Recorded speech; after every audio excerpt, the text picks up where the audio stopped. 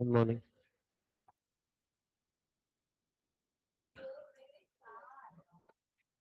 हमारे गाइस कैसे हो आप सब लोग?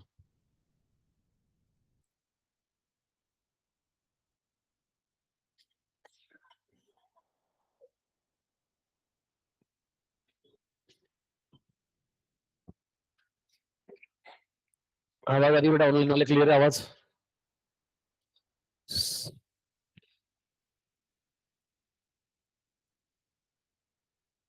क्या बे?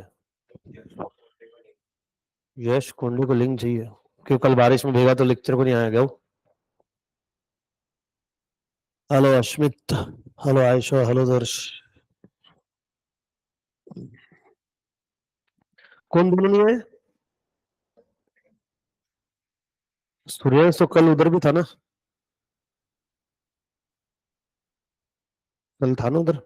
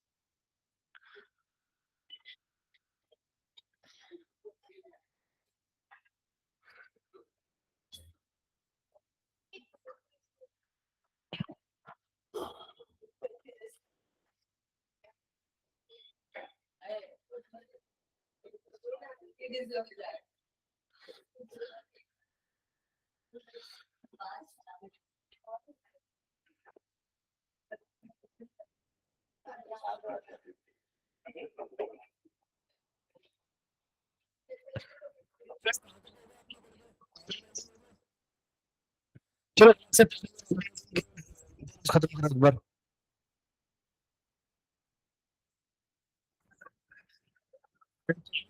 तुरंत पूछो।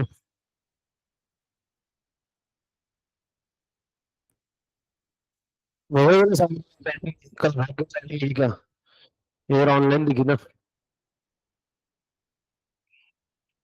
चलो भाई जल्दी इसको बता शो तो।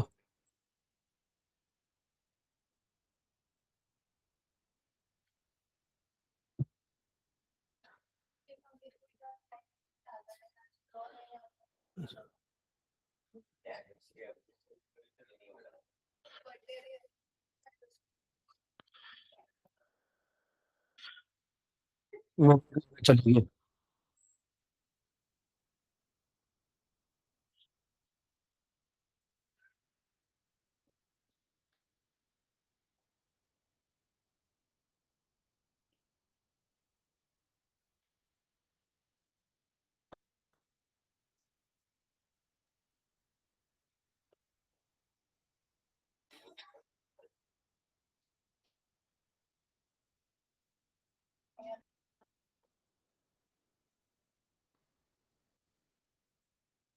जो भी है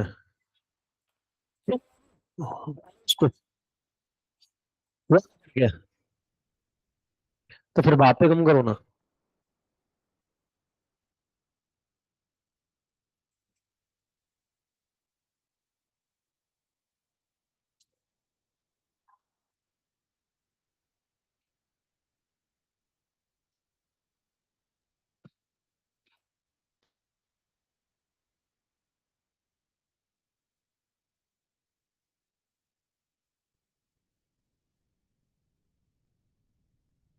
मेरा क्या कर रहा है बुक? हाँ मैं भी किसी का सिविल का अगर क्वेश्चन दिया that is different thing. Book के लिए बुक कैरी करो, नोट्स दिए नोट्स कैरी करो। अच्छे।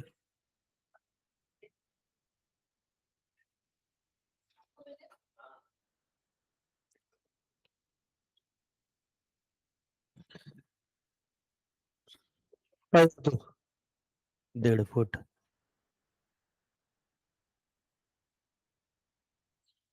चलो प्लानिंग ऑर्गेनाइजिंग खत्म।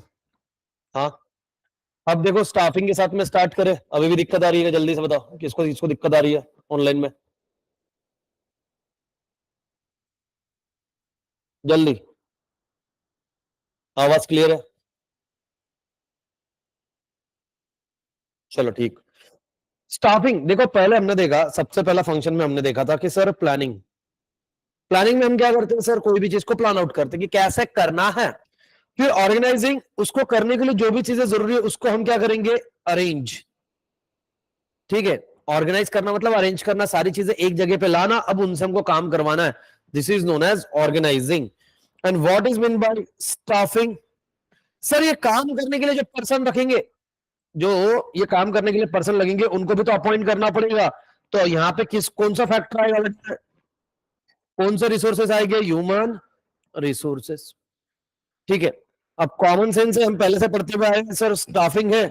स्टाफिंग है तो एक सिंपल सिंपल बात बताओ कि ये कौन सा मैनेजमेंट के 14 प्रिंसिपल में से कौन से प्रिंसिपल को पहले सूट करेगा? ये सबसे पहले को division of work. Division of work is an human resources.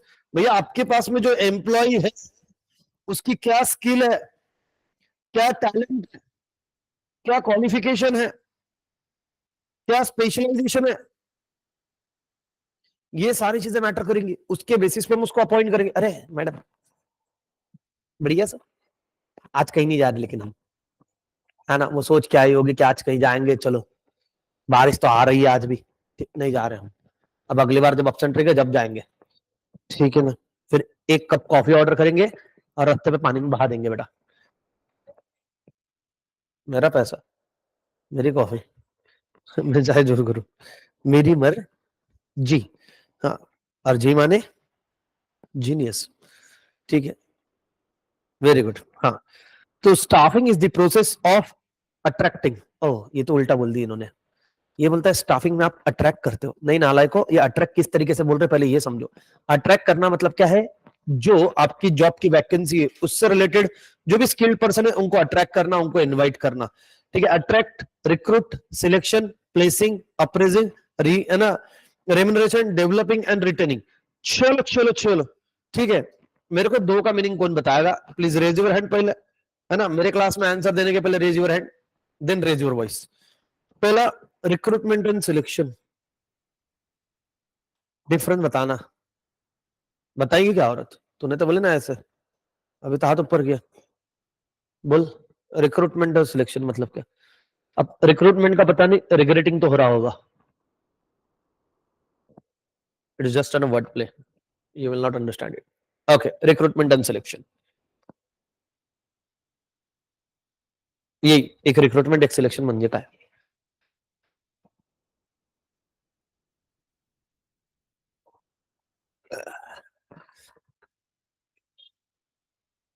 Yes, बताओ। बोले सर ये अगर ऐसे करेंगे तो नहीं आओगे। चलेगा, हर मुसीबत के लिए है हम तैयार। पता नहीं कौन सा गाना है, अब वो पढ़ रही है, चलो बोले पढ़ लेते। मेरे सवालों का जवाब किताबों में, अभी तक नहीं समझे फिर तुम।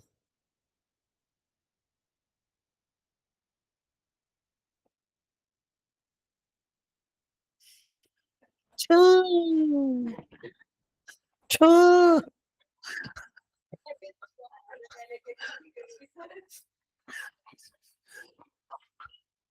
बता बेटा,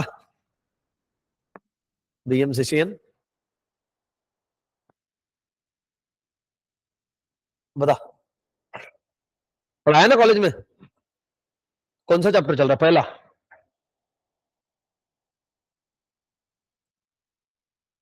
अपने को तो कॉलेज बोल के जाती भाई यहां से, किसको भी पूछ तू कहां जाती है क्लास के बाद, और कॉलेज क्यों जाता आदमी? बीएमसीसी वाला टाइम पास करते हैं।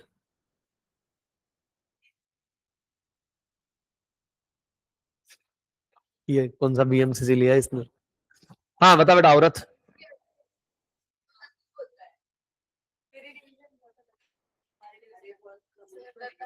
ठीक ठीक ठीक।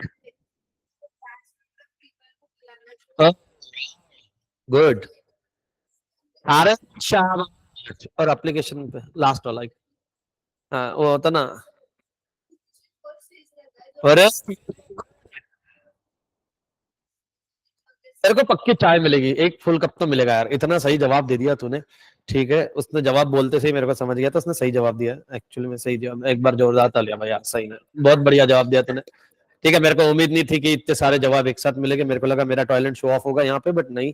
You are a good student, not bright not brilliant, okay, you are just है ना। हाँ, पास हो गई बस झालं।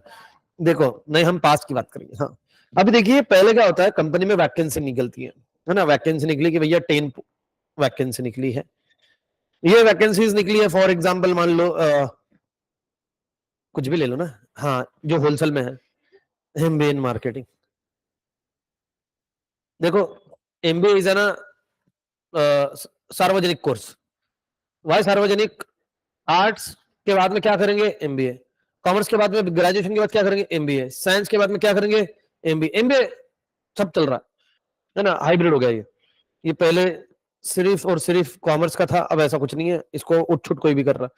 अब देखिए कि 10 वैकेंसी निकली है ना, मान लो 500 लोगों ने इसके लिए अप्लाई किया। मतलब क्या किया बेटा? Application, application for job. इसके अंदर से मैंने फिर एक फिल्टर लगा दिया कि भैया जो फ्रेशर्स है उनको घर भेजो, घर एटलीस्ट 2 साल का एक्सपीरियंस चाहिए, है ना। वो शॉर्टलिस्ट करो, वो शॉर्टलिस्ट करे।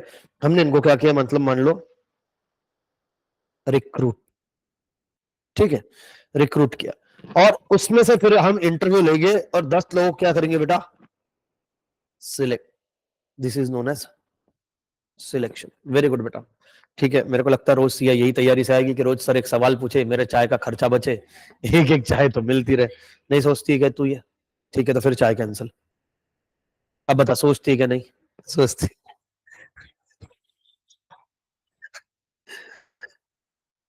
चलो, स्टॉपिंग नहीं, सीरियसली यही था। अट्रैक्टिंग मतलब क्या है? एप्लीकेशन मतलब आप अप्लाई कर रहे हो, अट्रैक्ट कर रहे हो। जैसे मैं बताता हूँ कि मेरे यहाँ पे ये वैकेंसी, ये मतलब तुम लोगों को अट्रैक्ट कर रहे हो। और कितने लोग सैलरी नहीं बताते, बताते एज पर योर स्किल और एज पर योर टैलेंट, कुछ नहीं, सैलरी पहले से फिक्स रहता है ना। क्योंकि क्या होता है, आदमी की स्किल, मेरी स्किल तो देख, मेरे को भी लगती है कि 2-5 लाख रुपए की है ना, महीने की। लगता तो है ना, अरे लगता मतलब तुमको क्या लगता है? देखो अभी है ना, क्या लगता है नहीं, जब तू फ्यूचर में जॉब करने जाएगी एटलीस्ट कितनी सैलरी मिलनी चाहिए?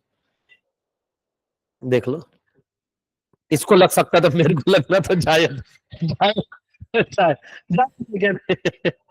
ठीक है तो ठीक है बेटा, उस टाइम पे 2-3 लाख रुपए इस ठीक है वाला सीन में, मेरे को तो टेंशन आ रहा है, क्या करेंगे पता नहीं अभी। हाँ, एक्टिंग करते तभी तो कमाते। क्या मैं बीएमसीसी में नहीं है ना, कि वहां पे पढ़ाओ नहीं पढ़ाओ सैलरी मिले, मेरे को तो पढ़ाना पड़ता है। Recruitment, selection, placing. What is in the placing? आप किस पोजीशन के लिए अपॉइंट हुए हो?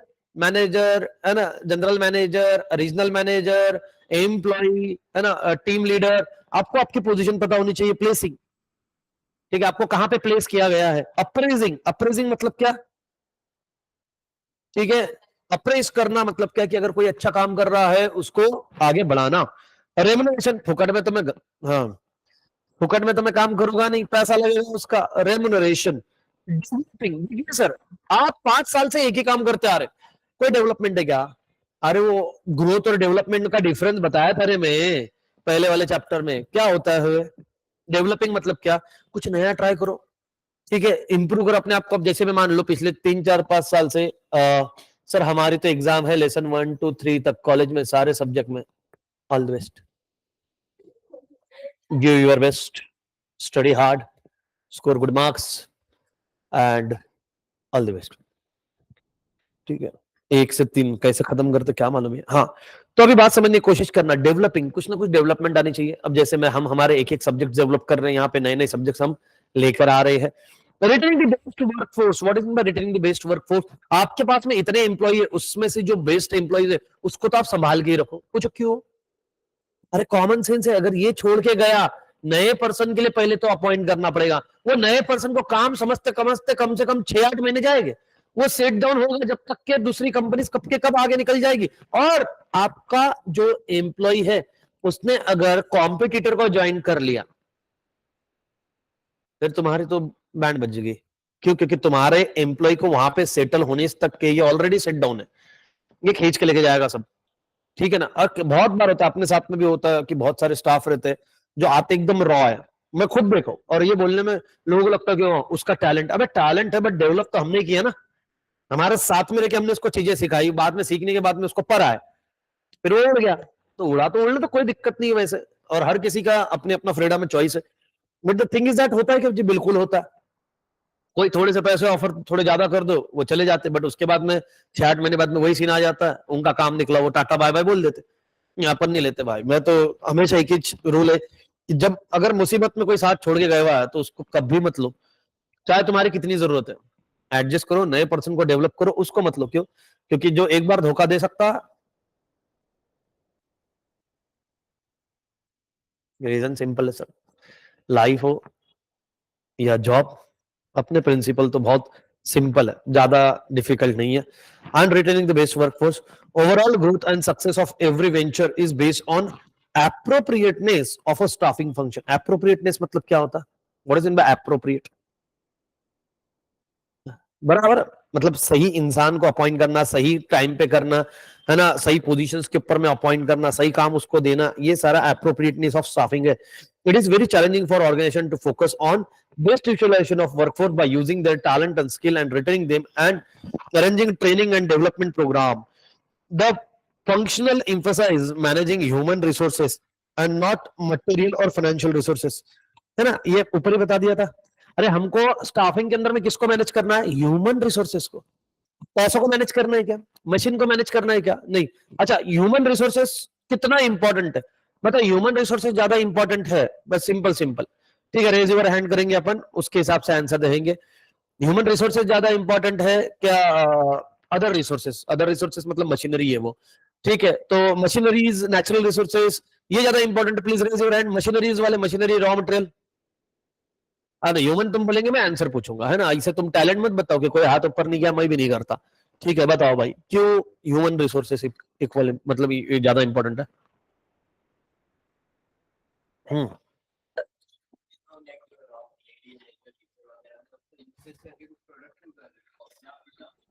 सीधी बात है। किसकी वजह से हो रहा? एम्प्लॉय की वजह से, उसके टैलेंट की वजह से। अरे आपको एक आदमी स्टेच्यू दिखता है, आप कोई गिफ्ट विफ्ट परचेस करके लाते हो, ब्यूटीफुल, क्या बढ़िया का, है ना? ये रॉ मटेरियल कितना अच्छा, अबे रॉ मटेरियल अच्छा, उससे ज्यादा लेबर कितना टैलेंटेड है। वो जो आर्टी है ना, वो आर्टिस्ट है, वो कितना टैलेंटेड है। अरे पेंट तो सबके पास में, बट वैसी पेंटिंग तो नहीं बनेगी ना। It is up to artist, और every employee is an artist. उसको प्रोडक्शन का आर्ट ना, कला है। अरे ये फैन खुद से खुलेगा क्या? नहीं। अरे इसमें भी टैलेंट लगता है बटन ऑन करने में। देखा नहीं क्या कितने लोगों को अपन ने कल लाइट ऑन करने को बोला, एसी का बटन ऑन किए थे।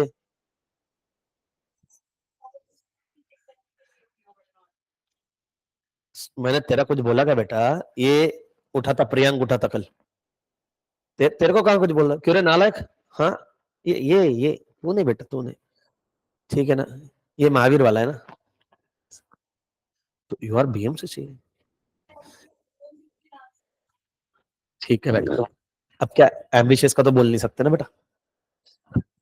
अच्छा आओ। The need of staffing arises since the initial period of organisation. देखो, सिंपल सिंपल सिंपल, जब से बिजनेस है, जब से ऑर्गेनाइजेशन है, तब से मैनेजमेंट के फंक्शन है। और जब से मैनेजमेंट के फंक्शन, तो फंक्शन के अंदर में staffing, organising, staff, directing, controlling, coordinating, सब आता के नहीं रहे, सब आते। और ये सारे फंक्शन कैसे है? कंटिन्यूअस। कैसे है?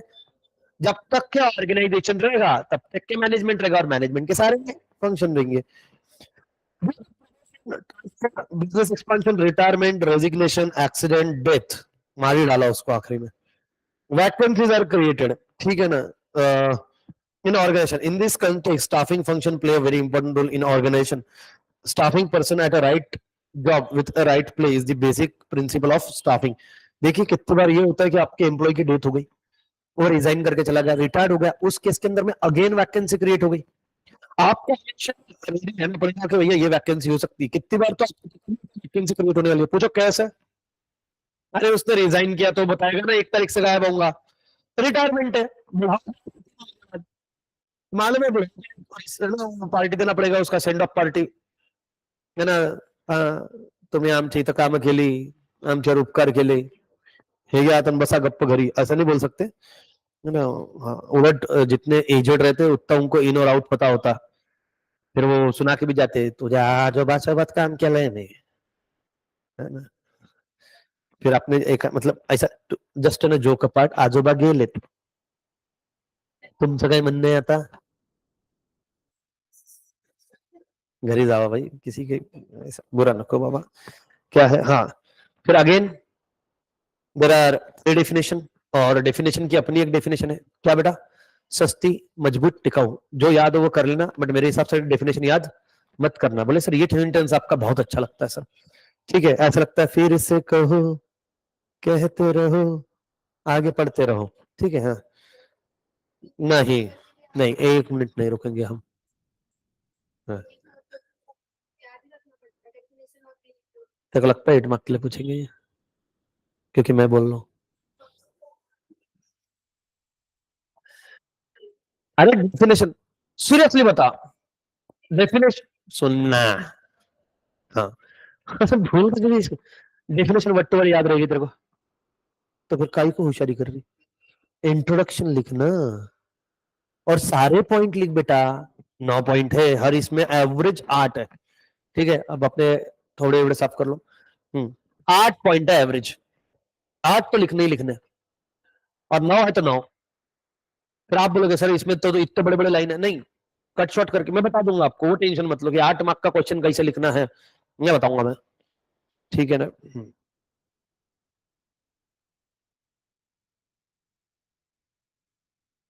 पीछे वाली बाई नहीं आ रही हो, उसको उसको गायब कर, उसके घर पे भेज दे फोटो, नहीं, और बोल देना मागच्या 2 दिवस झाले आले नाहीये, काल कुठेतरी गाडीवर दिसली, अच्छो करत होती।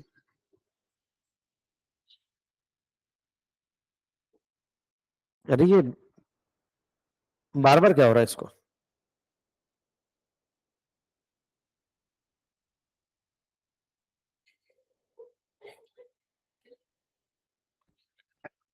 बेटा वो घर की स्लेट पे भी नहीं चलती, पेपर नहीं है हमारे पास।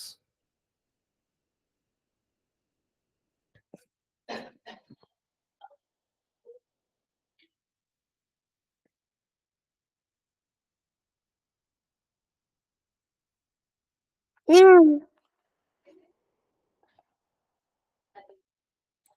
50% है, बट इसको बीच बीच में आज बारिश का ठंडी लग रही है,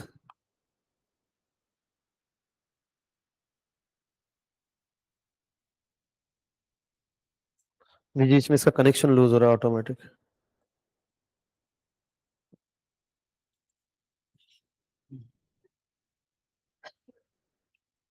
फोन ले उस, फोन ले उसका, तो आई डोंट केयर, तू तेरे को क्या बोला मैंने, सेंसर से।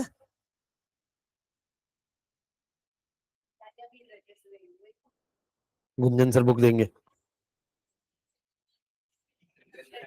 अच्छा अकाउंट्स के, गुंजन सर से कांटेक्ट कर बोलना। तू क्या करेगी इसमें, तू क्या करेगी इसमें, तेरे पास आएगी ना, तो किसको देने वाली है यही मालूम नहीं है। ओह शी इज लाइक क्या, ओके ओके, गॉट इट।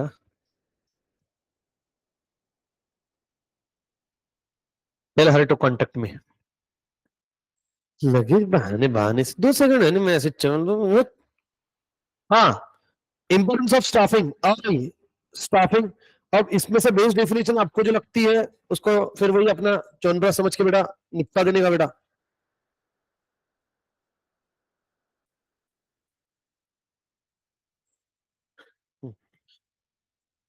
सबसे पहला इफेक्टिव मैनेजरियल फंक्शन, मैनेजर का सबसे इंपॉर्टेंट फंक्शन क्या है बेटा, अपने ह्यूमन रिसोर्सेज को मैनेज करना।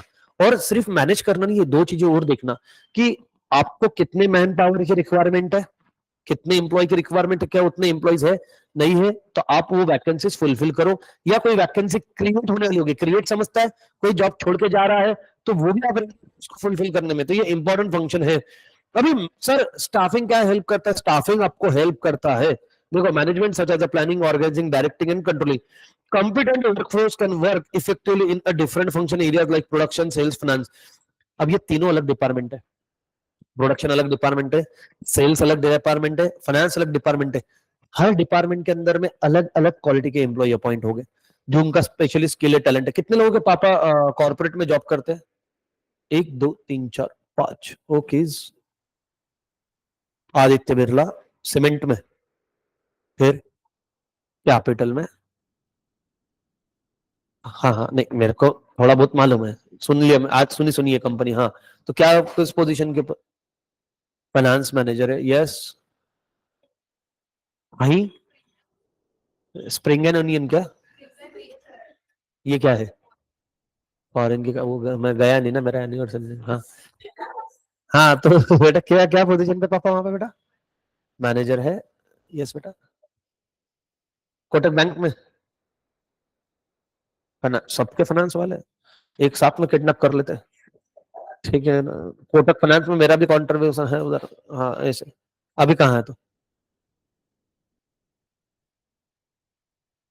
अच्छा, कहाँ पे इंस्टीट्यूशन? हाँ, अच्छा अच्छा उधर है कि खतरे सब्जेक्ट पढ़ाने को, ऐसा मतलब? ए अरे,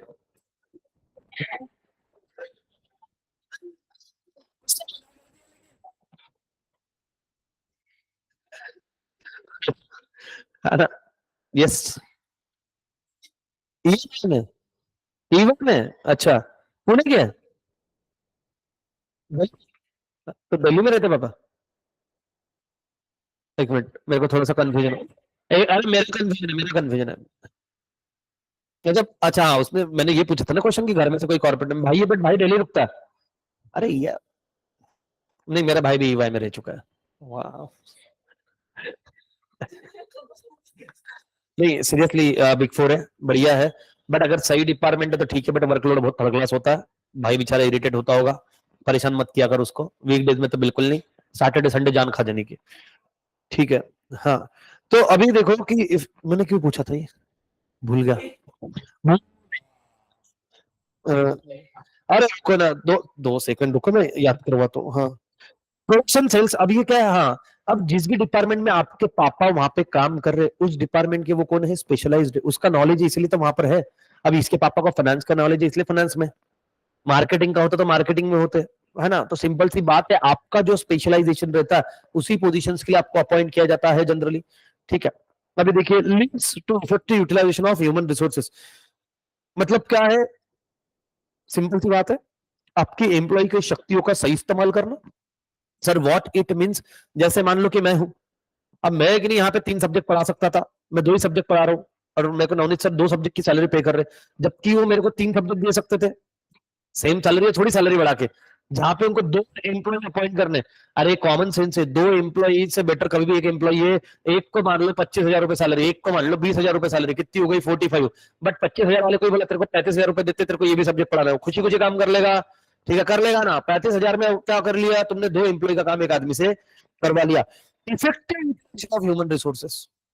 अभी कितनी बार होता है कि जो उसका स्किल है, टैलेंट है, वही अगर यूज नहीं कर रहे हो तो क्या फायदा, है ना। जैसे कितनी बार होता है कि भैया ये आदमी तो इतना टैलेंटेड है, इसको इस चीज के लिए यूज करना चाहिए था आपने, आप ये तो ऐसे ही बैठा हुआ है।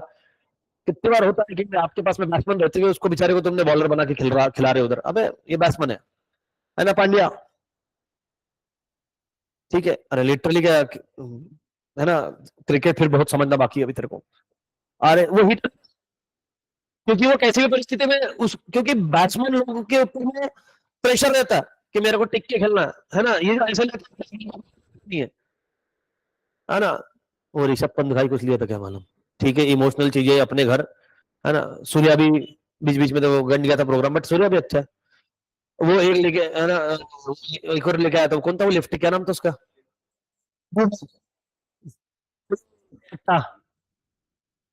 ऐसा ना, एक तो 6.5 फुट का आदमी हो, दिक्कत नहीं होना हाल वाकत करने दे नीट नाल दसत फिर होते दानपट्टे। इफेक्टिव यूटिलाइजेशन ऑफ रिसोर्सेस, आपको पता होना चाहिए कि आपके पास में कौन सा स्टाफ अवेलेबल है और आपको किस तरीके से उसको यूज करना आना चाहिए। ठीक है, अब सिंपल सी बात है, हमको ही पता है कि जैसे यूनिक में हो गया, एम्बिशियस में हो गया, कोई भी ब्रांच पे जब इंक्वायरीज आती है या कोई बड़ी इंक्वायरी उसको कन्वर्ट करना है, तो किसको वहां पे बिठाना चाहिए इंक्वायरी लेने के लिए, ये हमको पता है, क्योंकि हमको चाहिए conversion, effective utilisation of resources. हम ओमकार भैया का भी इफेक्टिव यूटिलाइजेशन ऑफ रिसोर्सेस कर रहे हैं, उसको हमने सीधी बात है हायर जब किए थे, स्टार्टिंग की बात कर रहा हूँ, तो उनको बताया था कि ऑफिस काम के लिए हायर किया, बट धीरे धीरे उनको हमने टेक्निकल चीजें भी सिखा दी है। अब वो टेक्निकल भी बंदा सीख चुका है, लिंक विंक लगाना, ये करना, हाँ वो बात अलग है, आज भी मुसीबत आई तो लास्ट वाला ऑप्शन मेरे को रखा हुआ है। हेलो, इतना मत बुलाता हूँ, आप देखो अब जाके मेरे को, ठीक है ना। पंकज सर तो डिक्लेयर ही कर देते, वो उधर ऐसा हो गया देखो, अल्लाह, अरे मैं क्या देखो, एक दिन बोल रहे हो एसी के में से, अच्छा तो मैं क्या करूंगा, मैं कौन है, मैं सब सीख लिया, अभी एसी का काम सीखना बाकी है मेरे को।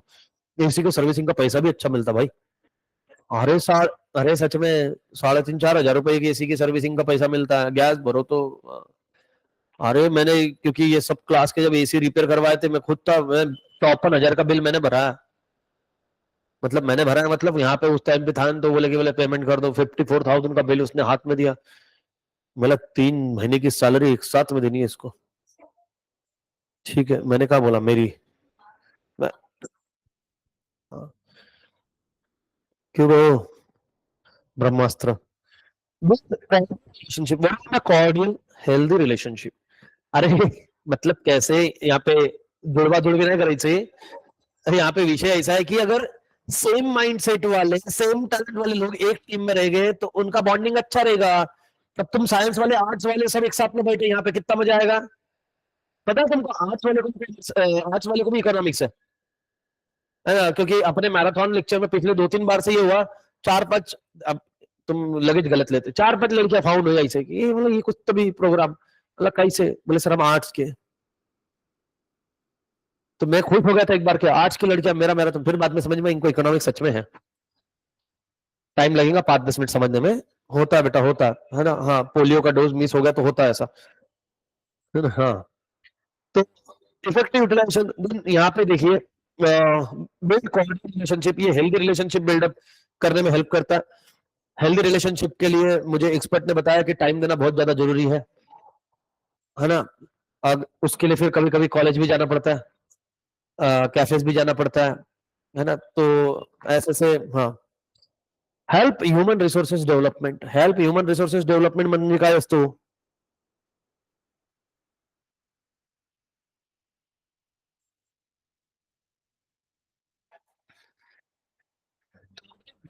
कंपनीज, बड़े बड़े ऑर्गेनाइजेशन अपने एम्प्लॉयज के लिए डेवलपमेंट प्रोग्राम रखवाते, मोटिवेशनल लगवाते हैं, फिर वो बताते हैं कि काम कैसे किया जाता है, इवन वो फिजिकल ये सिखाते, फिजिकल डेवलपमेंट, उसको क्या बोलेंगे अपन, अपन क्या उसको क्या बोलते, फिजिकल डेवलपमेंट तो ही, अपन बिहेवियर,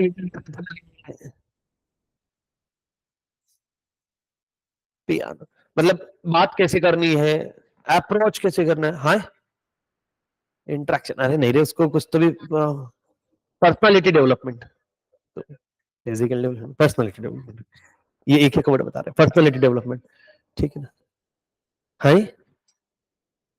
एक पर्सनल की,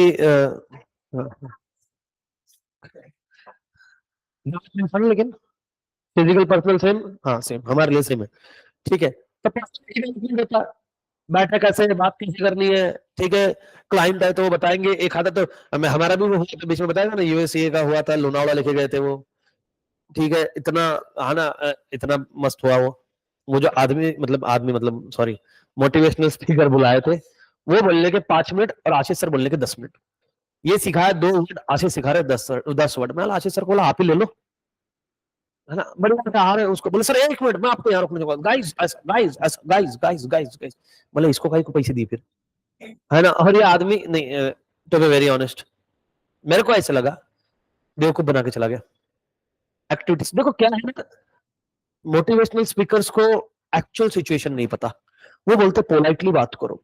जैसे स्टूडेंट कुछ भी कर रहे हो, आप उसको एक एकदम प्यार से धमकाओ, मतलब प्यार से धमकाओ, बोले उसको बताओ कि बेटा इसमें तेरा ही लॉस है, ठीक है, क्या आप नहीं चाहते हो कि आपके प्राउड पापा प्राउड फील करें? मिल रहे हैं तो फोर्थ फिफ्थ का बच्चा भी है ये। अब अच्छा लग रहा है ना, क्योंकि मैं बैठा हूं तेरी बात सुनने के लिए। तुम एक बार क्लास में तो आ और सहन करके दिखा, फिर जो अंदर वो आने, है ना, आने में नहीं लगता। और तुमको दिग्गज शर्मा जल्दी देखना है, तुम रास्ते में वो तो मैं यहाँ बैठ नहीं उठाऊ मैं, नहीं मतलब मेरे गाड़ी के आसपास में तुम भटक गए। सबसे पहले है वैसे भी, है ना, व्हाइट वाली भी नहीं थी, थंडरबर्ड एक्स को भी इतना मन नहीं लगा होगा। अगर उसको तुमने कुछ कर दिया या कोई भी गाड़ी को कुछ कर दिया, फिर खत्म हो गए तुम, फिर तुम किस कुछ भी नहीं, फिर तुम एक्चुअल में कुछ भी रहो। हाँ नहीं, क्योंकि तुमको ये पता है कि तुम कौन हो, तुमको ये नहीं पता सामने वाला कौन है फिर। हाँ फिर प्रोग्राम है। चलो आगे आओ बेटा तुम, है ना।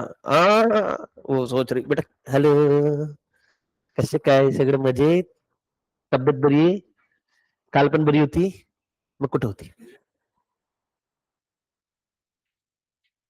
बोले ये तो मोए मोए, किधर से बेटा कल क्या कर रही थी बेटा?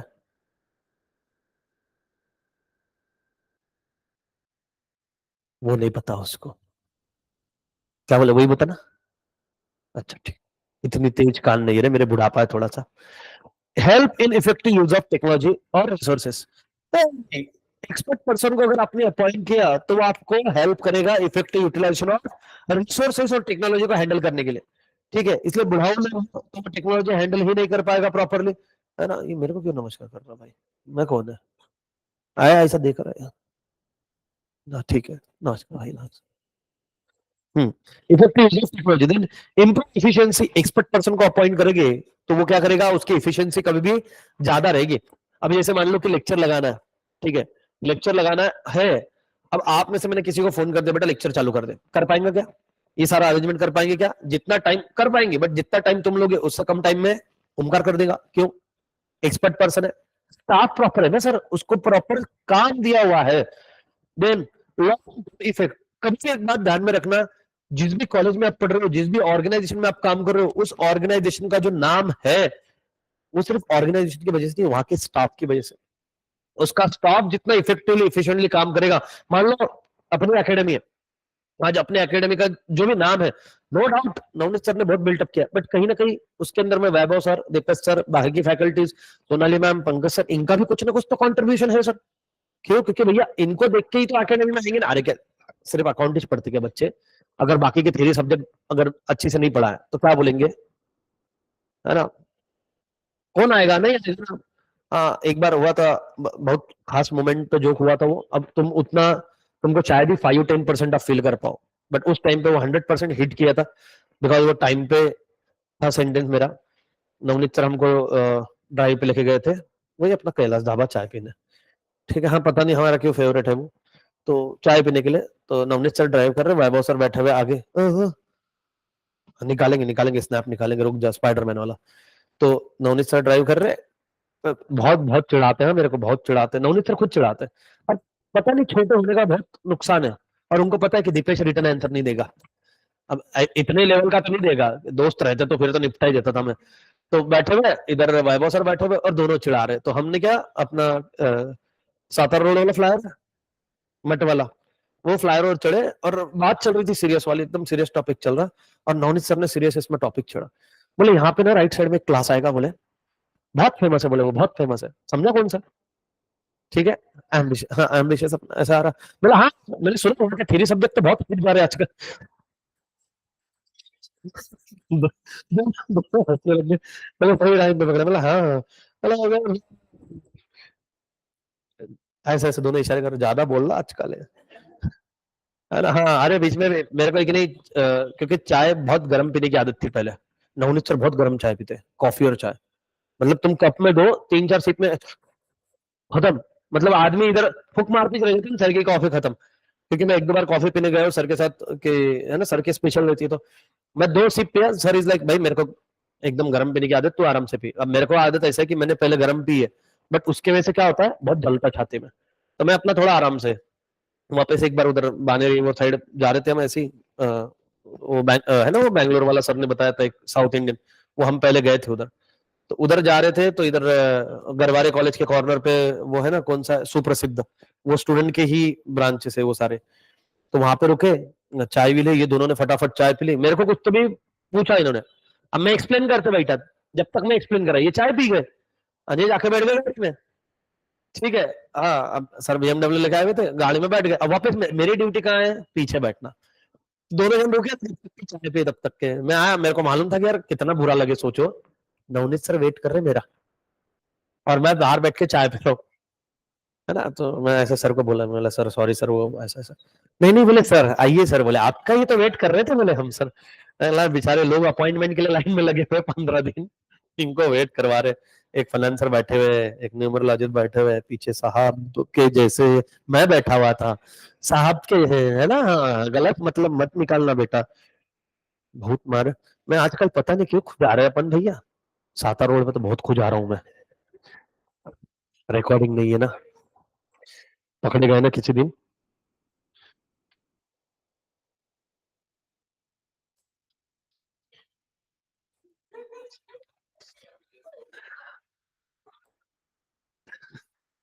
समझ में भी तो आना चाहिए, कंसेप्ट ब्रो, कंसेप्ट, कंसेप्ट से, क्या ऐसा नहीं है, ऐसा नहीं, ऐसा बिल्कुल नहीं है कि एक साल में इफेक्ट आएगा, over the period of time, 2 years, 3 years, 5 years, आपका नाम ग्रेजुअली ग्रो करेगा, ठीक है। लॉन्ग टर्म इफेक्ट है sir, long term, essential contribution, सबसे इंपॉर्टेंट कंट्रीब्यूशन ऑर्गेनाइजेशन में किसका है, स्टाफिंग का, स्टाफिंग का, then essential contribution of provide job satisfaction, अगर मेरे को मेरे मन लायक काम मिल जाए, ठीक है, तो मैं खुश रहूंगा, बिल्कुल, मेरे को अगर तुमने कल को बोल दिया कि सर तुम मैथ्स पढ़ाओ, रात को नींद ना है, चैन ना है, क्यों, जॉब सेटिस्फेक्शन ही नहीं है, झेपिस नहीं रहा, नहीं वो अपन ने जब जाहिर कर दिया कि दुनिया में हर चीज अपने लिए नहीं बनी है, ये तो बिल्कुल ही नहीं बनी है, और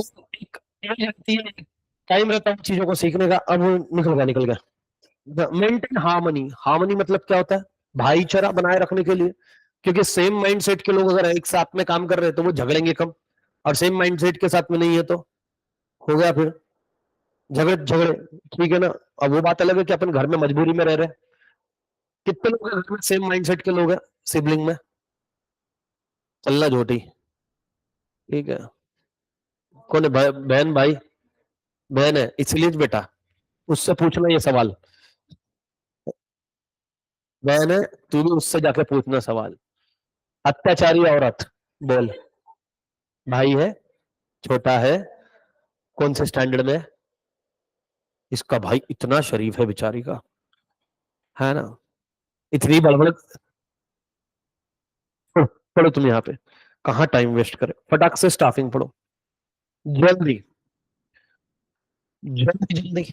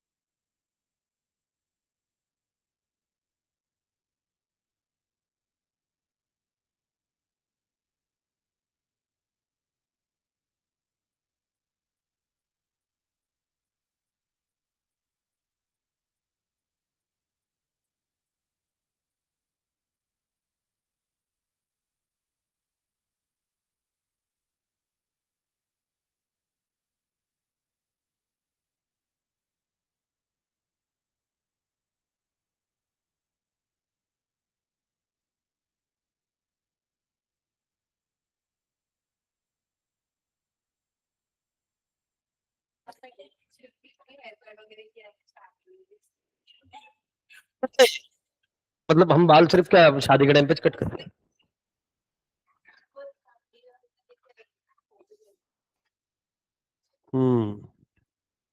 क्या बोली तूने?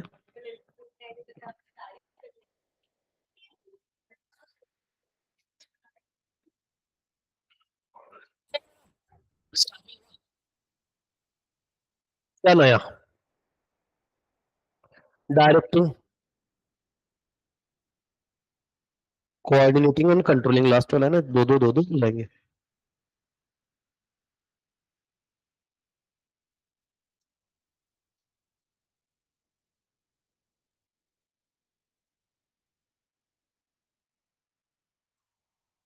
जैसे तुम्हें घड़ीश नहीं लेने का? क्या? तू क्या को इतना घूर रही थी गुस्से में? इसका कुछ लिया कर भाई, अपन ने मोबाइल लेवल दे दे पटक से। इधर इधर दे दे बेटा, दे दे पटक से, रफ करके दे दे उसको। सुन्नत दे रही फुकट में। Directing, what is direction? सिर्फ डायरेक्शन इंपॉर्टेंट नहीं है, सही डायरेक्शन इंपॉर्टेंट। अरे सिंपल है ना, ठीक है ना, स्वारगेटला कसं जायचं? स्वारगेट इकडे, डायरेक्शन, सही डायरेक्शन। वो जिंदगी में इधर कितना भी स्वारगेट नहीं आएगा, ठीक है ना, उसको भेजना इधर पड़ेगा, इधर भेजेंगे कैसा आएगा वो? क्या हो गया? तो ऐसे अचानक से ऐसे भलतच काही को रिएक्ट करते? मेंढक। Directing is the soul of a management function. It is the process of instructing, guiding, communicating, inspiring, motivating and supervising the employees. Oh wow! ठीक है, इंस्ट्रक्टिंग मतलब सबको पता, इंस्ट्रक्शन देना कि भैया तू ये काम करना, तू ये काम करना, ठीक है ना। और फिर दूसरा आया guiding. What is mean bye guiding? तो इंस्ट्रक्टिंग और गाइडिंग में क्या डिफरेंस है? बोल औरत। यस यू औरत। नहीं बोल ना।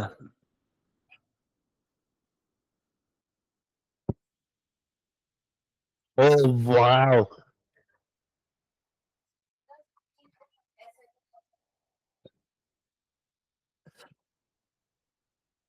कम्युनिकेटिंग,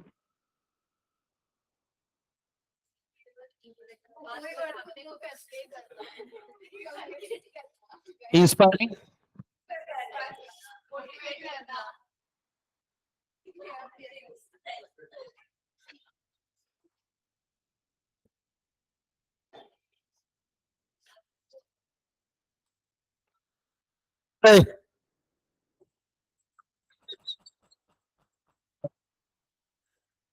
मैंने कुछ बोला ही नहीं था तेरे को, इसको बोल रहा था फालतू काम कर रहा है अब से, सीधे बैठ रहा मैं।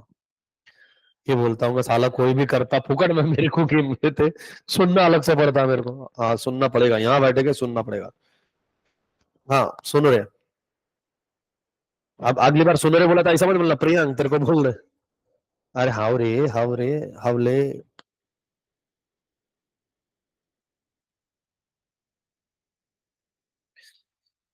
देखो इंस्ट्रक्टिंग मतलब क्या है, यहाँ पे सबको इंस्ट्रक्शन देना कि काम कैसे करना है। गाइडिंग मतलब क्या है कि हम किस तरीके से करने वाले हैं, कर सकते हैं। कम्युनिकेटिंग मतलब क्या है, सबको अपना काम जो भी चीजें है वो उसको बताना। Then inspiring and motivation, spelling का, इंस्पायर करना, मोटिवेट करना, ठीक है। चलो सिंपल सी बात है ना। तो सुपरवाइजिंग, ध्यान देना, employee to achieve predetermine goal, ये किसका काम है? Directing. Goals direction is a continuous function initiated at a top level and flows to the lower level throughout organizational hierarchy. It is a continuous managerial process, हर जगह पे continuous process है that goes on throughout the tenure of the organization। tenure मतलब क्या होता है? Time period मतलब जब तक के ऑर्गेनाइजेशन है तब तक तो रहना ही है। Direction is the process who show the correct path. बोला था कि नहीं मैंने? डायरेक्शन मतलब सिर्फ रास्ता दिखाना नहीं, सही रास्ता दिखाना। मैं तुमको मजाक मस्ती लगती है हर चीज मेरी, एज वेल एज गाइडिंग। तुम्हारे पास में इतने अच्छे सर है, तुमको सब चीजें एडवांस में बताता हूं, बट तुमको सुननी नहीं रहती। क्या करूं अब मैं? Guide this employee in solving the problem wherever necessary. जहां पे भी कोई गलती हो रही है, जहां पे भी कोई प्रॉब्लम है, वो आपको हेल्प आउट करेगा उस प्रॉब्लम को सॉल्व करने में, रिजॉल्व करने में। और few philosopher call direction as a life spark of enter, है ना, एंटरप्राइज। देखिए आपका एंटरप्रेनर के पास में जितनी अच्छी डायरेक्शन क्वालिटी होगी, डायरेक्टिंग क्वालिटी होगी, उतने अच्छे रिजल्ट आएंगे। क्योंकि कितनी बार क्या होता है, अभी अपने पास में देखिए कि यहाँ पे नवनीत सर प्रॉपरली डायरेक्ट करते हैं हमको कि कैसे करना है, उसकी वजह से रिजल्ट भी तो अच्छा आता है, नो अच्छे। बट एम्प्लॉय को डायरेक्शन चाहिए ना सर, कैसे काम करना है, वो डायरेक्शन के बिना नहीं हो सकता है। अगेन तीन डेफिनेशन है, तो फिर डेफिनेशन की अपनी क्या डेफिनेशन बेटा? सस्ती मजबूत टिकाऊ, जो याद हो वो कर लेना बेटा। ठीक है। हाँ, इंपॉर्टेंस ऑफ डायरेक्टिंग, डायरेक्टिंग के इंपॉर्टेंस क्या है? चलो स्टार्ट करते पहले। इनिशिएट एक्शन, आप ऐसे करना है जैसा डायरेक्शन मिली। अब डायरेक्शन मालूम पड़ने के बाद में हम क्या स्टार्ट करेंगे? एक्शन लेना। ठीक है। जैसे कल कौन कौन अपसेंट था? एक, दो, तीन, चार। कल जैसे अपन गए थे without direction, without direction is गए, जिसको जो रास्ता मिला उसने वो रास्ता पकड़ा, है ना। मैं अच्छा इतना सिंपल रास्ता बता थे, कुछ भागा सबसे पहले उधर से राइट हैंड को मार दिया, वो ढक्कन से वो लाकर पुल से सीधा। नहीं नहीं सबसे, अरे वो तू बिना सिग्नल के पहुंचा, तेरे पीछे बाकी के भी थे ना, धीरे धीरे लोग इधर तो 35 30 की। अरे बाबा इसको, मेरी गाड़ी 30 की स्पीड से नहीं थी, फिर भी स्पीड से लग रही थी। अब क्या ऐसा लग रहा था इसको बिठा के ढकल के लेके जाता अब मैं। कितनी स्पीड में सच्ची बता रहा, उसके पीछे 15 मिनट चल रहा है, उसको भी चिल्ला रहा है, सर स्पीड भी नहीं है, पीछे से चिल्ला रहे हैं स्पीड कम रखो। अब क्या करें अब? पीछे ये थी ना।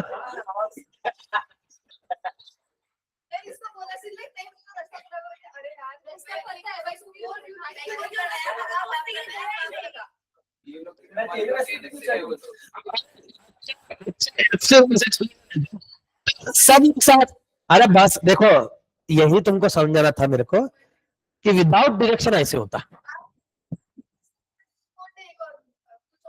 तो कुछ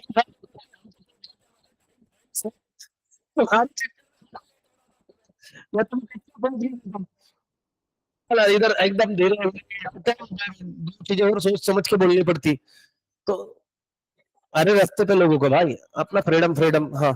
तो इनिशिएट्स एक्शन, इंटेलिजेंस मतलब क्या है कि भैया देखो विदाउट डायरेक्शन आप मंजिल तक पहुंच जाओगे, बट सही से नहीं पहुंचोगे। कब कोई पहुंच रहा, कब कोई पहुंच रहा, बीच में किसके मन में जिज्ञासा जाग जाग गई थी कि भेल खा लेंगे करके। ठीक है ना, वो तो बोले, साथ वाले ने बोला बेटा हौले चाले कम कर, अभी पहले चलते अपन उधर, फिर आए वो उधर, है ना। हाँ, क्योंकि देखो मतलब मेरे को नींद आई गई थी जब उसने बोला ना कि हम पहुंच गए लेकिन तुम चलो आगे, हमको और 5 मिनट लगेगा। मैं, मेरे को लगा ये कुछ ना कुछ ऑर्डर दे रहे हैं। मेरे को चाय का लगा था, बट मेरा गेस सही था।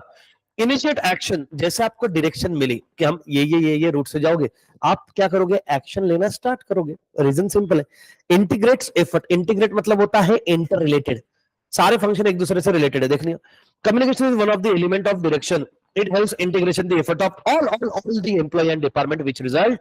देखिए यहाँ पे कम्युनिकेशन इंपॉर्टेंट है, क्योंकि सारे एम्प्लॉय मिलकर काम करने वाले हैं। हम पढ़ रहे हैं डायरेक्टिंग, है ना, और हम पढ़ रहे हैं मैनेजमेंट। मैनेजमेंट किसके ऊपर में डिपेंडेंट है? पूरा ह्यूमन रिसोर्सेज पे। तो आपको इनको मैनेज करने का है, तो रीजन सिंपल है, सबको कम्युनिकेट करना पड़ेगा। और जब तक ये एक दूसरे के साथ में मिलके काम नहीं करेंगे, आपका टारगेट अचीव नहीं हो पाएगा।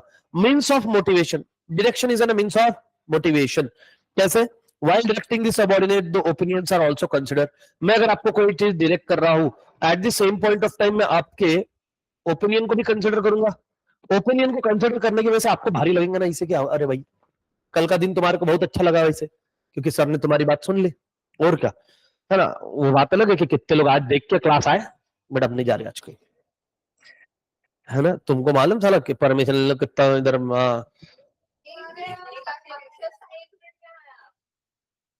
हाँ तो टैलेंट है ना मेरा, I know how to communicate. है, जिंदगी है ये कौन है कैप्टन? ओहो, ओहो हो,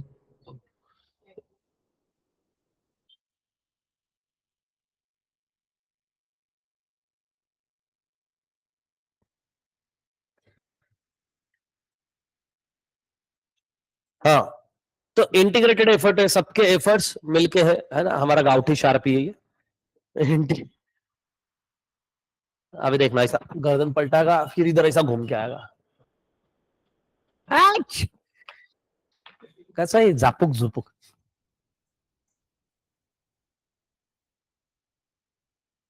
फुल एचडी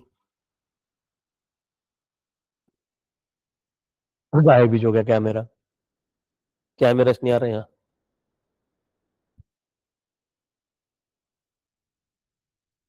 आया आया।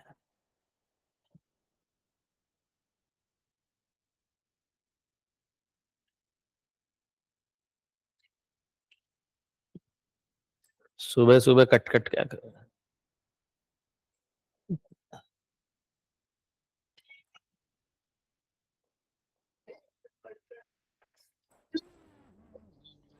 पकड़ लिया है, नहीं तो बोतल के साथ में भाई भी नीचे। ठीक है, आओ बेटा आओ, आओ। फिर means of motivation, financial and non financial incentive to improve their performance. अगर जो अच्छा काम करेगा उसको बोनस मिलेगा, bonus bonus bonus. It's a source of motivation. जैसे मैंने बताया, कल जो सबसे पहले पहुंचेगा उसको मेरी तरफ से मिसल पाओ।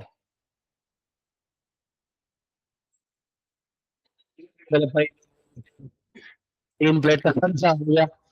बताओ कौन पहुंचेगा सबसे पहले, क्या लगता है? अगर कल मैंने वही कह रहा था, है ना, तुम्हारे पास में एक और ऑप्शन था, सब मिलके जाएंगे, सब मिलके एक साथ में पहुंचेंगे तो सबको, तुम्हारे में सोच ही नहीं आती ना, टीम वर्क ही नहीं है। You guys are selfish, just busy the selfie. ठीक है। और लॉट्स ऑफ फोटोज निकाले हमने, क्या फोटोज आए कल, wow wow wow, looking like an wow. Changes, what is in the coping up, जिस हिसाब से बदलाव उस हिसाब से हम बदल जाएंगे। ठीक है। हाँ सनम बेवफा, हम भी बेवफा। ठीक है। Coping up with the changes, अरे नालायको, जिस हिसाब से एनवायरमेंट में चेंजेस आएगा उस हिसाब से हम अपने आप में चेंजेस ला लेंगे डायरेक्शन के अंदर में। अगर मान लो कि ये रास्ते से कोई मालूम पड़ गया कि भैया इधर एक्सीडेंट हुआ है, ऑयल टैंकर पलट गया, वही रास्ते से जाएंगे आप, फ्री में स्केटिंग, कुछ नहीं है। मतलब इस गाड़ी है ना, मतलब हुआ है एक बार, ट्रिप में हुआ है, अपने साथ में ही हुआ है। कहीं जा रहे थे, कहाँ जा रहे थे, शायद मुंबई जा रहे थे। वो एक्सेल वर्ड कौन सा है उधर, एसएल वर्ड, एक्सेल वर्ड, हाँ एक्सेल तो शीट बनाएंगे, हाँ एसएल वर्ड जा रहे थे। रास्ते में जाते जाते न्यूज आई, और सबसे बढ़िया कार्यक्रम ये हुआ कि न्यू हाईवे था, एक्सप्रेस वे, उस पे गिर गया टैंकर। अराउंड 3 किलोमीटर का ट्रैफिक जाम है, हम 3 किलोमीटर पीछे खड़े, और हम जहाँ खड़े वहां से हम हाईवे पे भी शिफ्ट नहीं हो सकते, है ना। अब वो पुलिस को क्या होता है, तुमको अगर ऑयल टैंकर का पता है तो पहले उसको पानी से क्लीन करते हैं, वो एकदम हेवी फोर्स से वो जितना ऑयल रहता है वो रिमूव करने का ट्राई करते, देन मिट्टी लाते, मिट्टी डालते, फिर मतलब उसके ऊपर फिर व्हीकल जा सकते, अदरवाइज नहीं जा सकते। तो इशू है सर, इशू है। जिस हिसाब से अब क्या करेंगे, ट्रिप कैंसिल कर देंगे क्या, नहीं दूसरा कोई पास में लोकेशन ढूंढो एक आधी, ठीक है, और शुरू हो जाओ। हमने तो वो ब्लूटूथ स्पीकर लाया हुआ था, उधर साइड में चालू हो गया अपना, अरे ठीक है ना। और बच्चे हमने हमने रात के लिए ब्रेड लेके रखे थे, ये आते हुए सैंडविच बनाएंगे, ये उधर मांडी वेंडी डाल के चटाई विटाई डाल के बैठ गए अपना। बोले सर देखो रात का प्रोग्राम तो पता नहीं, अभी इधर भूख लगी ली है, मारो ताओ। उस दिन फिर बाद में वो ट्रैफिक शिफ्ट करते करते, क्लियर करते करते, हम कुछ तो 2:30-3 बजे पहुंचे थे, जो हम 10 बजे पहुंचने वाले थे।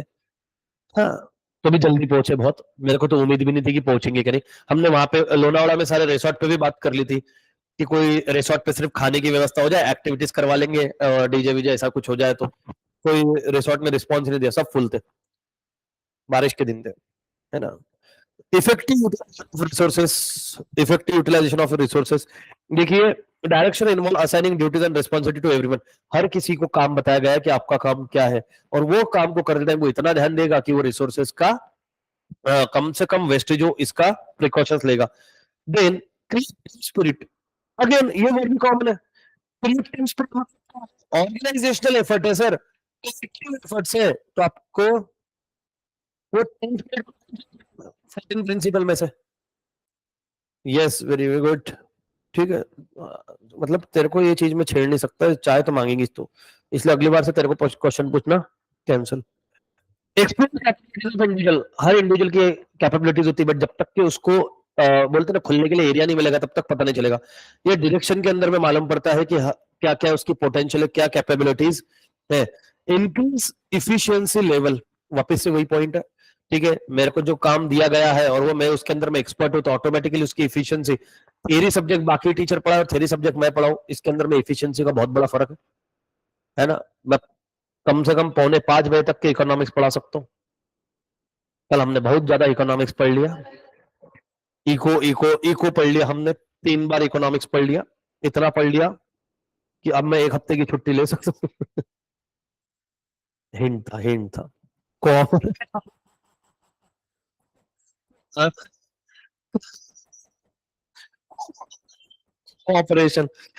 Cooperation is necessary. और किसी को भी कोई भी डाउट हो तो सीधे मेरे से संपर्क करें, क्योंकि इसके मेरे अलावा किसी को कुछ नहीं पता।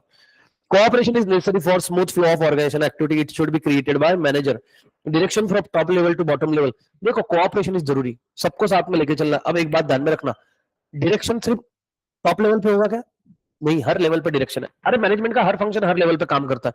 मतलब मान लो मैंने ओमकार भैया को एक काम दिया हुआ है, क्या काम दिया हुआ है उनको कि ये जो पानी का आएगा ना, उसका हिसाब किताब तू रखना कि कितने आए, साइन लेना उसके रोज। क्योंकि क्या होता है बहुत बार झोल होता है। अरे भाई झोल मतलब क्या है, सिंपल सी बात है। मान लो वो कितने रुपए की क्या आती है, आई थिंक सो, मेरे को अब याद नहीं, 50 की, शायद 60-50 की कुछ है, ठीक है ना, जो भी है XYZ, 50 रुपए की एक कैन है, दूसरा आया था वो 35।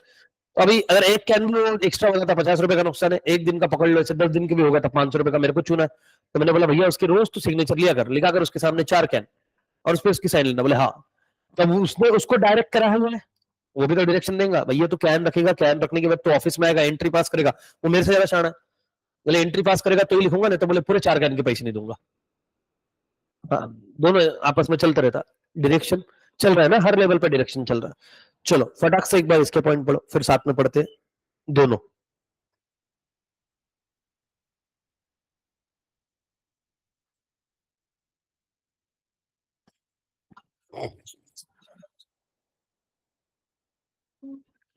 अभी क्या 2-3 दिन बारिश बोला हुआ है क्या?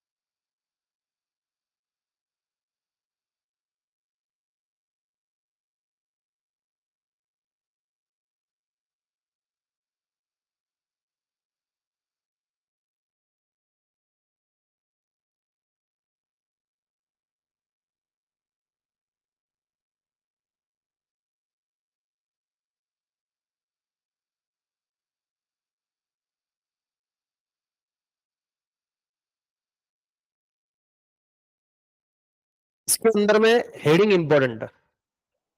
पहले शांति से मेरा जवाब सुनो, नहीं तो हेडिंग हेडिंग करके जाएंगे। हेडिंग इंपॉर्टेंट है, जैसे प्लानिंग, ऑर्गेनाइजिंग, स्टाफिंग, डायरेक्टिंग, तो ये मीनिंग है, ऑब्जेक्टिव है, फिर एरिया ऑफ फंक्शनिंग है, फैक्टर्स, ऑर्डर्स है। जैसे अभी इसके अंदर में ये बता रहा है, बट इसके अंदर में कैसा है ये देखो, फुलफिलिंग गोल्स, मेकिंग, ये हेडिंग्स इंपॉर्टेंट है। इसके अंदर आप इससे रिलेटेड 3 लाइन भी लिखते तो भी मार्क्स मिलता है। इसके अंदर का कंटेंट इतना फोकस नहीं करेगा, फोकस प्राइमरी रहेगा हेडिंग पे। इसका मतलब ये नहीं कि अंदर गाने लिख के आओ, ये ऐसा फालतू चले मैं नहीं करता। प्रोफेशनल पर्सन है, लिखेंगे उससे रिलेटेड, क्योंकि आप इतने गधे हो नहीं, इतने मूर्ख हो नहीं, क्यों आप अच्छी से पढ़े हो। आप अभी पढ़ रहे हो, अपन रिवीजन करेंगे, मैराथन करें तो इतना हो ही जाएगा, कोई दिक्कत नहीं है उसकी। 85 90 कहीं नहीं जाने आपको, मैं लिख के दे रहा हूँ कि थ्योरी सब्जेक्ट में 85 90 कहीं नहीं जाने, बस रेगुलर बेसिस पे पढ़ाई करो। और इसके क्योंकि जब हमारे पास में आंसर शीट आती है बोर्ड वालों के पास में पेपर चेकिंग के लिए, तो जो वन सेंटेंस रहते ये रहते, उसके वो आंसर लिख के देते। लॉन्ग क्वेश्चंस के आंसर कभी नहीं रहते, वो सिर्फ पॉइंट्स देते, वो हेडिंग हेडिंग देते, है ना। तो आगे वाले पे भी इतना टाइम रहता है, इतना प्रेशर रहता है। जिसने हेडिंग सही लिखी है तो उसके माइंड में एक चीज तो कंफर्म है, क्या, किसने अंदर का भी सही लिखा हो। तो इसका मतलब अंड शंड नहीं लिखना है, सिर्फ इतना समझो, उससे रिलेटेड लिखोगे मार्क्स मिलेगा। अब समझ में आया? तो क्या करो ब्लैंक पेपर लेने का, मैंने कैसे लर्न किया तो मैं आपको बताता हूँ। ठीक है, मैंने पूरा ओसीएम के मतलब 2 चैप्टर मेन है, तो मैंने बड़ा व्हाइट सेंचुरी पेपर लिया था। उसको क्या बोलते हैं अभी इधर मालूम नहीं मेरे को, जो प्रोजेक्ट पेपर आता है ना इतना बड़ा चार्ट पेपर, हाँ। तो उसके ऊपर मैं क्या की, कॉलम गिराए थे फर्स्ट चैप्टर, और फर्स्ट चैप्टर में हेडिंग, जैसे मैं तुमको बोल रहा हूँ ना, एक रूटीन बना लो। ठीक है, फर्स्ट चैप्टर हो गया, फर्स्ट चैप्टर का रोज सोने के पहले समरी नोट्स पढ़ लो, ये समरी।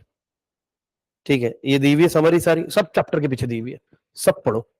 ठीक है, अब इसके तो चार्ट जाओ, फर्स्ट और सेकंड चैप्टर के। तो मैंने क्या किया कि इसके हेडिंग्स लिख के रखे थे, जैसे ये तो अंदर का एक्सप्लेनेशन है, मैंने ऐसे सबके ये जो है ना इंपॉर्टेंस, मैंने लिखा planning, organising, staffing, directing, controlling, coordinating, मतलब कोऑर्डिनेटिंग, कंट्रोलिंग, सबके हेडिंग लिख के रखे, हेडिंग। ठीक है, शॉर्ट फॉर्म बनाने, शॉर्ट फॉर्म बना और इसको याद रख लिए थे। बाद में तो ये हो जाता कि वैसे ही याद हो जाते। और एक और बात मैंने बताई, 3 से 4 पॉइंट कॉमन है। इफेक्टिव यूटिलाइजेशन ऑफ रिसोर्सेस, ठीक है, वही फिर कोऑर्डिनेशन, फिर ग्रुप एफर्ट्स, फिर अच्छा तुम बस ये मैनेजमेंट का स्मूथ फंक्शनिंग, ये सारे उसी से रिलेटेड। बट कभी मैंने ये चीज और बोली है कि सबके अंदर में जो कॉमन पॉइंट है उसको स्टार्टिंग में कभी मत लिखना, जो उसके स्पेशल है, क्योंकि पढ़ते टाइम स्पेशल पॉइंट में नजर जाती है, तब उसको लगता है इसने डिफरेंट लिखा है, वही वही वही वही देख के वो बोलता है हेड साला कॉमन पॉइंट है। हाँ भाई, नहीं नहीं, बहुत बहुत इसमें डिफरेंट है। डायरेक्शन के अंदर में वो पहले बता रहा है कि आपको, है ना, जैसे कंट्रोलिंग के अंदर में ये फुलफिल गोल्स और ऑर्गेनाइजेशन, ये भी कॉमन पॉइंट है। ठीक है, ये दूसरा भी है, देखो ये एक्यूरेसी ऑफ स्टैंडर्ड, ये इंपॉर्टेंट है इसका। ठीक है, मैं आपको लास्ट में जब ये रिवीजन लेंगे ना ये चैप्टर का, तो उसमें मैं हाईलाइट करवा दूंगा पर्टिकुलर इसमें कौन से 3 4 पॉइंट इंपॉर्टेंट है। वापस से आज रिपीट कर रहा हूं, इट डजेंट मीन कि वो 3 4 को लर्न करना, इट मीन्स कि वो पहले आने चाहिए। समझ में आ रही बात? हाँ चलो अभी करो बेटा करो।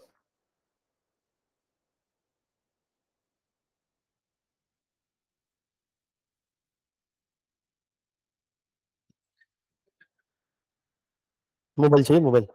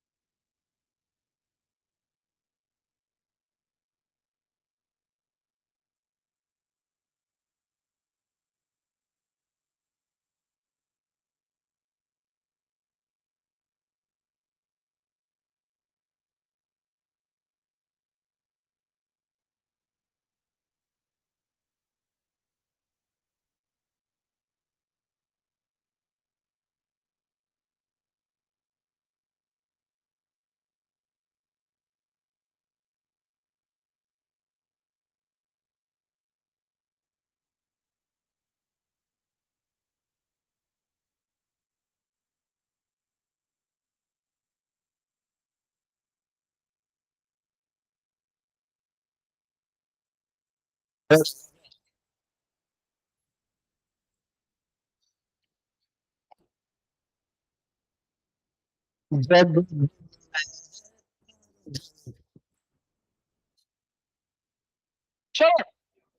what?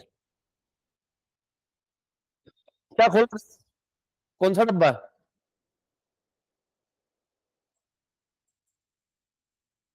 बेटा मूस, ये क्रीम बिस्कुट जैसी खुशबू क्यों आ रही है? ऐसा अच्छा अच्छा खाने का है ना, तो बोलना पड़ेगा। बिस्कुट की खुशबू आ रही है, लेकिन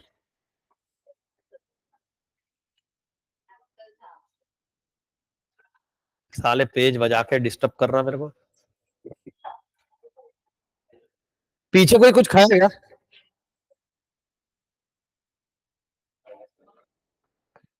सागर का क्या खाया तुमने?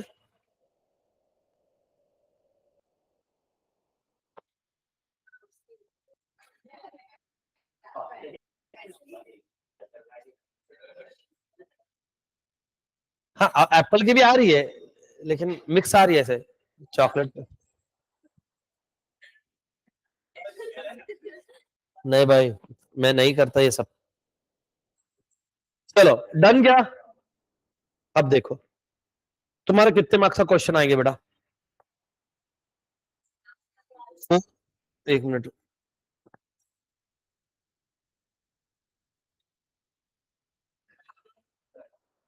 इसको आज क्या हो रहा है? तो उन्होंने पेपर पैटर्न दिया है? दिया है?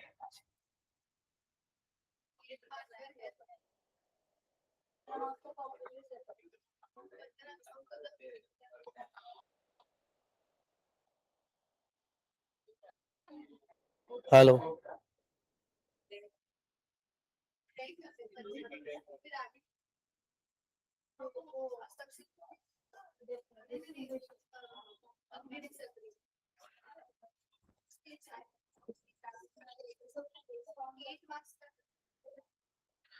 एग्री डिसएग्री में ऐसा रीजन नहीं लिख सकते क्या कि I am a girl so I am, इसलिए मैं डिसएग्री कर रही हूँ।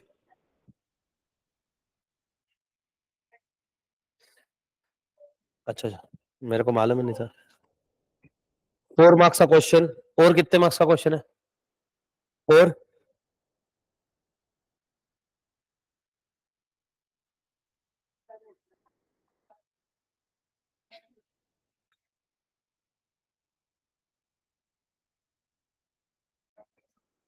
ठीक है, यहां तक समझा।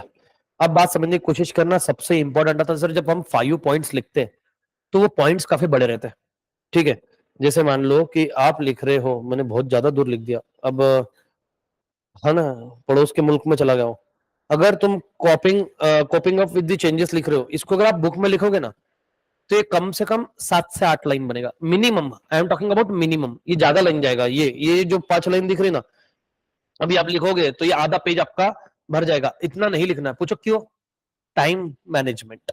हमको टाइम मैनेज करना है, क्योंकि 2 घंटे मिलेगा आपको शायद 50 मार्क के लिए। हाँ, बट वो भी बहुत ज्यादा है। 2 घंटे, हमको तो 100 मार्क के पेपर के लिए 3 घंटे मिलने के। ठीक है ना? बट ठीक है, तो हम क्या करेंगे, फॉर एग्जाम्पल क्वेश्चन आया कि XYZ शॉर्ट नोट, तो शॉर्ट नोट में क्या करना है? अगर आपको लग रहा टाइम है, तो पहले आपने उसके इंट्रोडक्शन से चालू कर देना। ऐसा लिखते मत बैठना इंट्रोडक्शन, इतना टाइम पास नहीं करने का। ठीक है, कभी भी कहां से चालू करते हैं इंट्रोडक्शन, पता है ना? मिडल ऑफ द पेज, मतलब यहां से ऐसा थोड़ा सा लाइन छोड़ के, हार्डली 4 लाइन, 4 लाइन और 4.5, उससे ज्यादा मत लिखना, क्योंकि एक पॉइंट का तुम्हारा इंट्रोडक्शन हो गया। फिर उसके बाद में पॉइंट लिखना है, following are the features, following are the importance. ठीक है, 1 2 3 4 5, सबसे इंपॉर्टेंट चीज। जब यहाँ पे आपने लिख दिया फॉर एग्जाम्पल इनिशिएट एक्शन, तो सिंपल सी बात है, इसके यहां से आंसर स्टार्ट करना या अगले लाइन से किया तो भी चल जाएगा, कोई दिक्कत नहीं है। बट जब दूसरा पॉइंट आप स्टार्ट करोगे, तो ये फर्स्ट और सेकंड पॉइंट के अंदर में 1 लाइन का गैप होना चाहिए। ठीक है, 1 लाइन का गैप होना चाहिए। चिपक के मत लिखो, प्रेजेंटेशन नहीं आता, पहली चीज। रीडिंग करने में मुश्किल होती है, दूसरी चीज। तीसरी सबसे इंपॉर्टेंट चीज, कल को अगर एक आधा पॉइंट आप उसमें कुछ छूट गया और आपको ऐड करना है, तो वहां पे वो लाइन आप कंटिन्यू कर सकते हो मुसीबत की घड़ी में। फिर जैसे ही आंसर एंड हुआ, मान लो शॉर्ट नोट लिखते हो, ये लिखते हो, कितनी बार होता है कि, है ना, एक सेकंड, व्यू,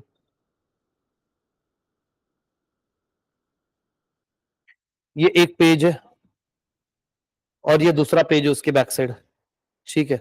तो कितनी बार होता है जब आप आंसर लिखना चालू करते तो वो यहाँ पे खत्म हो जाता है, तो आप गरीब के जैसे यहाँ पे लिखना चालू करते, दूसरा नहीं, आप अभी से ये प्रैक्टिस करोगे, न्यू पेपर पे स्टार्ट करना, ठीक है। सप्लीमेंट मिलती है, मिलती बिल्कुल भी नहीं, वो मैडम बोलेंगे कि अरे इतना जागा है ना, मतलब मैडम नहीं, सप्लीमेंट भाई, ठीक है। इसके भी रीजंस मैं बता देता हूँ। पहली बात तो क्या है कि बोर्ड में आपको एक क्वेश्चन, मतलब एक क्वेश्चन एक ही पेपर पे लिखना है, अगर हाफ यहाँ पे छूटा तो दूसरा क्वेश्चन पेपर वहीं पे कंटिन्यू करने के लिए क्वेश्चन कोई भी फैकल्टी नहीं बोलता बोर्ड में, वो आपको क्या बोलेंगे, अभी लिख, क्योंकि रिसोर्सेज उनके जाएंगे, बोर्ड करना नहीं, जो प्रैक्टिस यहाँ होगी वही बोर्ड में होगी, वहां पे माइंड सेट चेंज करने से बेटर अभी से आदत डालो। और दूसरा बात वापस वही, 5 पॉइंट लिखने के लिए बोले ना मैंने, 4 मार्क के लिए 5 point is more than enough, वैसे 4 ही लिखना चाहिए, बट हमने एडिशनल एक लिखा। बट अब क्या हो गया, पहले आप 5 से ज्यादा, अगर आपको 7 पॉइंट आ रहे, 8 पॉइंट आ रहे, फिर भी नहीं लिखने, अगेन टाइम मैनेजमेंट है, क्योंकि आपका एक पॉइंट नहीं बोल के 2.5 से 3 मिनट खाता है, ठीक है। अगर आपने 3 क्वेश्चन में वेस्ट किया, मतलब आपके 10 मिनट, मतलब आइडियली 10 बोल रहा हूँ, ज्यादा ही जाते, 4 मिनट जाते, 4 पकड़ लो, तुम कितना हो गया, 16 मिनट, 16 मिनट के अंदर में लास्ट लास्ट में 8 मार्क का क्वेश्चन लिख लेता आदमी, कुत्ते पीछे पड़े रहते, जब प्रेशर रहता ना, फटाफट कंप्लीट करनी है ये। और पूरा लड़कियां स्पेशली, है ना, उसका ब्यूटी पार्लर बाद में चालू करना, अंडरलाइन विंडरलाइन, ऐसी लाइन, है ना, दूसरा पेन, वो सब कब पेपर कंप्लीट होने के बाद, पहले नहीं। और जैसे ही पूरा पेपर 8 मार्क का क्वेश्चन हो गया, अब आपको कहीं पे लग रहा है कि यहाँ पे एक एक्स्ट्रा पॉइंट लिखना, अब आप ऐड करो उसके अंदर में, ठीक है। फिर करो अंडरलाइन, हाँ, फिलिंग द ब्लैंक्स को अंडरलाइन करना जरूरी है, filling the blanks to be straightforward, सिर्फ आप आंसर लिख के आओगे 0 मार्क्स मिलेगा, है ना। पूरा सेंटेंस लिखना है, उस पर लिखा हुआ फिल इन दी ब्लैंक, वो ब्लैंक को फिल करना है, सिर्फ गड्ढा बुझा के रास्ता उड़ा नहीं देने का। वहां पे लिखा हुआ इंग्लिश पढ़ना, रिराइट द सेंटेन्स, रिराइट म्हणजे परत लिहा, जर इंग्लिश नसेल कळत तर मला विचारते, फोन करून, मैंने मैडम 1 मिनट, हाँ पूछना मेरे को, वहां पे रहता है एक्सप्लेन ट्रू और फॉल्स, तो सिर्फ ट्रू और फॉल्स को मेरे को आके मत पूछना, ट्रू और फॉल्स को 1 मार्क तो मिलेगा सर, सर ऐसे लिखा था 1 मार्क, अबे भूत नहीं के एक्सप्लेनेशन बोला है, ट्रू है तो क्यों और फॉल्स है तो क्यों, है ना, हाँ। तो ट्रू और फॉल्स का एक्सप्लेनेशन लिखना, अगेन एक्सप्लेनेशन कैसे लिखना है, कोई भी आंसर लिखो, फॉर्म नहीं लिखो, पॉइंट फॉर्म में लिखना, नोट्स उठा लेना, मेरे एसपी के इकोनॉमिक्स के कोई भी आंसर अगर आपको पैराग्राफ फॉर्म में मिल जाए तो मेरे से नोट्स के पैसे वापस, मैंने बनाया, इसलिए तो अपने थोबड़े डाले वहां पे, लोग बोलते सर आपके फोटो, हाँ तो मैं बनाऊंगा तो मेरी डालूंगा, तुम बनाओ तुम्हारा डालेंगे, ठीक है। तो रीजन सिंपल है, सारे पॉइंट फॉर्म में दिए, क्यों, पॉइंट फॉर्म कभी भी इजी जाता है रीड करने के लिए। अब आपको बताओ, ये अगर पैराग्राफ फॉर्म में, इंट्रोडक्शन पढ़ने में मजा आता है क्या फीचर्स पढ़ने में, फीचर्स सर क्यों, पॉइंट फॉर्म में ना, पॉइंट फॉर्म की चीजें इजी आती है पढ़ने के लिए, पैराग्राफ फॉर्म का लगता है, तो वैसे काम अगर तुमको बोर लगता है तो मेरे को भी लगता होगा, तो उसके साथ में जाना मत, है ना। और 8 मार्क के क्वेश्चन, 8 मार्क के क्वेश्चन के अंदर में इंट्रोडक्शन उसका लिखना ही है, ठीक है। अगर लॉ पूछा, लॉ दे दिए तुम्हारे पास में पूछने के लिए, उनके पास law of demand and law of DMU, तो वो डीएमयू ही पूछेगा, ठीक है ना। सप्लाई चैप्टर हुआ है क्या, अरे जिसको डिमांड आता है उसको सप्लाई आता है ना रे, एग्जैक्ट अपोजिट है। थैंक यू मेरे को बताने के लिए, मैं पढ़ने की बात कर रहा हूँ, कितने पढ़ने हैं, लॉ ऑफ डिमांड भी पढ़ने की जरूरत है, सच है नहीं, अगर है तो तुमको आत्मचिंतन करने की जरूरत है, ठीक है। अब तुमने ये लिखा, तुमने इंट्रो, अगर लॉ का स्टेटमेंट आना ही चाहिए, और statement doesn't mean inverted comma में लिख दिया इज एन स्टेटमेंट, नहीं, ट्राई करो, मैं ये नहीं बोल रहा हूँ कि 100% एक्यूरेट लिख दो, चलो तुमको इतना तो बता देता हूँ, ट्राई करो मैक्सिमम एक्यूरेट लिखने का, क्योंकि अगर मेरे जैसा चेक कर रहा तुम मर गए, और एखादा रहा अच्छे स्कूल कॉलेज का तो वो कर देगा पास, ठीक है। स्टेटमेंट और देन स्टार्ट करो, अच्छा फिर लॉ के अंदर में तुम्हारे क्वेश्चन, सर डायग्राम निकालना, हाउ, टेबल हाउ, और सर अजम्पशन भी सारे लिखने हैं, हाँ, ठीक है। और अब अजम्पशन कैसे लिखोगे, अजम्पशन लिखा, ये अजम्पशन है, मान लो कुछ भी कॉन्स्टेंसी, दैट्स इट, फटाफट में, ठीक है। यहाँ पे प्रैक्टिस करोगे, यहाँ खाएगा, आज कमाएगा तो कल को खाएगा, यहाँ प्रैक्टिस करेगा तो कल को लिख पाएगा, नहीं सुनना।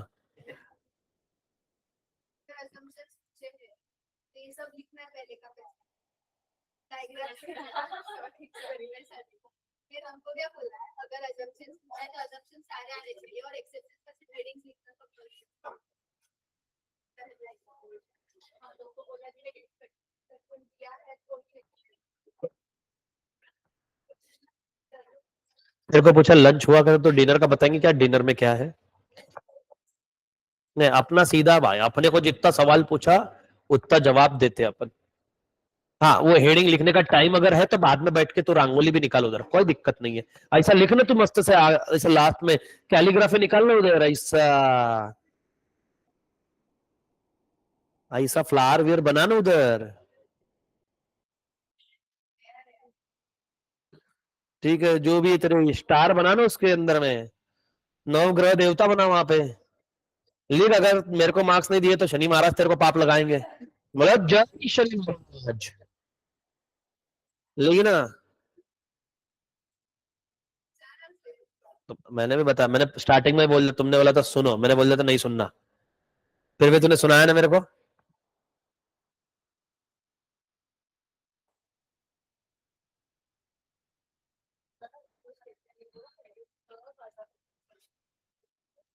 नहीं, हमारे बोर्ड में इतना दिमाग नहीं लगाते हम।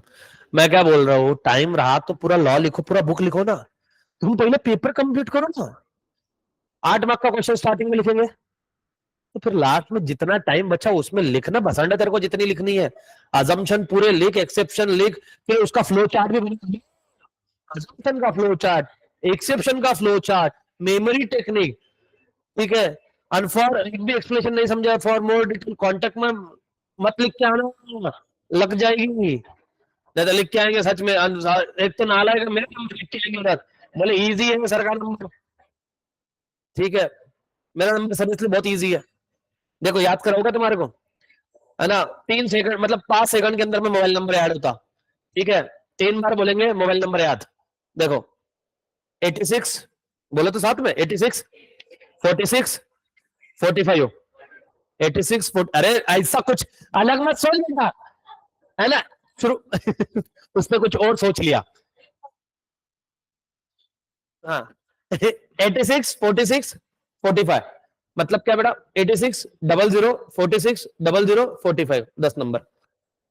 मेरे मम्मी को अगर सबसे इजी नंबर कोई लर्न हुआ था वो मेरा, मैंने मम्मी के लिए लिया था ये, कि सबसे इजीली लर्न हो जाए 86 46 45। तो इसमें 46 45 और 86 ही है, तो 86 46 45। कोई भी कॉल नहीं करना, गाली बकूंगा। चलो बाय बाय, टेक केयर।